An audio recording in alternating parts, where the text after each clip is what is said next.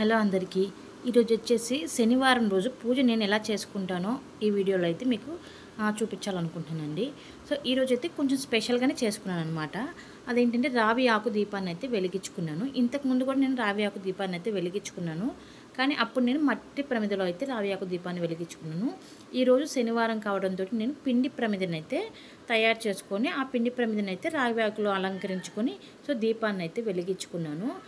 రావి చెట్టు అంటే విష్ణు స్వరూపం కదండి, అందుకని చెప్పి రావి ఆకు దీపం వెలిగించడం వల్ల చాలా శుభ ఫలితాలు ఉన్నాయని చెప్పేసి చాలామంది పెద్దవాళ్ళు అంటూ ఉంటారు కదా. అందుకని చెప్పేసి ఈరోజు నేను రావి ఆకునైతే తెచ్చుకొని పసుపు కుంకుమలతో అలంకరించుకొని ఒక ఇత్తడి ప్లేట్లు పసుపు కుంకుమను అలంకరించుకొని ఒక ఇత్తడి ప్లేట్లో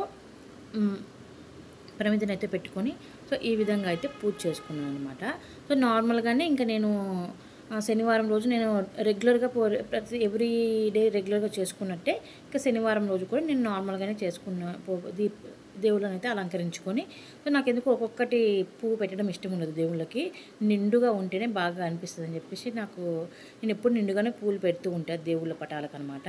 సో ఆ తర్వాత నేను దేవుడు పటాలకి పువ్వులను అలంకరించుకున్న తర్వాత ఇంక ఈరోజు శనివారం కదా, శనివారం అని చెప్పేసి వెంకటేశ్వర స్వామికి నేను తులసి మాలను అయితే ఎవ్రీ సాటర్డే తులసి మాలను అయితే వేసుకుంటూ ఉంటాను. సో ఈరోజు కూడా నేను వెంకటేశ్వర స్వామికి తులసి మాలను కూడా వేసుకున్నాను.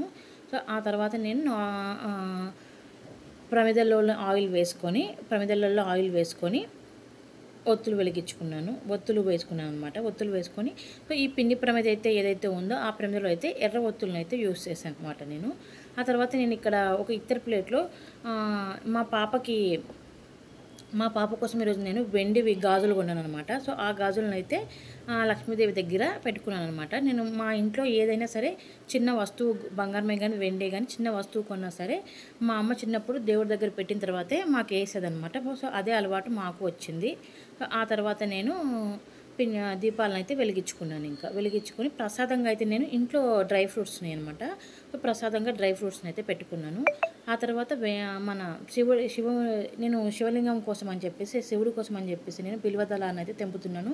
సో ఈ బిల్వదళం చెట్టు అయితే నేను శివరాత్రికి ముందే తెచ్చుకొని పెట్టుకున్నాను.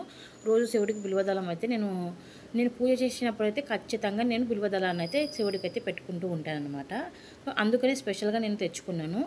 ఇంకా నేను చెప్పాను కదా ఇంతకుముందు మా పాప కోసం తెచ్చుకున్నాం అనమాట. సో ఇది నేనైతే లక్ష్మీదేవి ఫోటో ముందు అయితే పెడుతున్నాను అనమాట, సో వెండి గాజుల్ని. ఆ తర్వాత ఏకహారతితో అయితే నేను ఒత్తులను అయితే వెలిగించుకున్నాను, లేదంటే అగరబత్తులతో వెలిగించుకుంటాను. మ్యాక్సిమం ఏకహారతితోనే వెలిగించుకుంటూ ఉంటాను.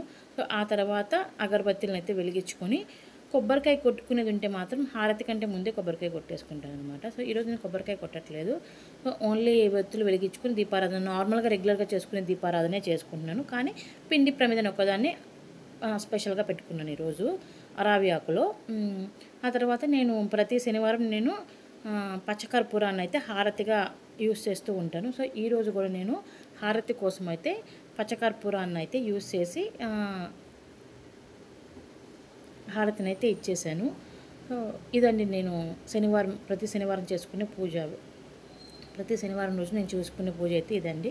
సో ఈ వీడియో మీకు నచ్చితే అయితే ఖచ్చితంగా లైక్ చేయండి. అలాగే నా ఛానల్ అయితే సబ్స్క్రైబ్ చేసేసుకోండి.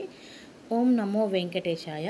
సో మీరు కూడా ఆరోగ్యంగా ఆనందంగా ఉండాలని చెప్పేసి మనస్ఫూర్తిగా కోరుకుంటున్నాను.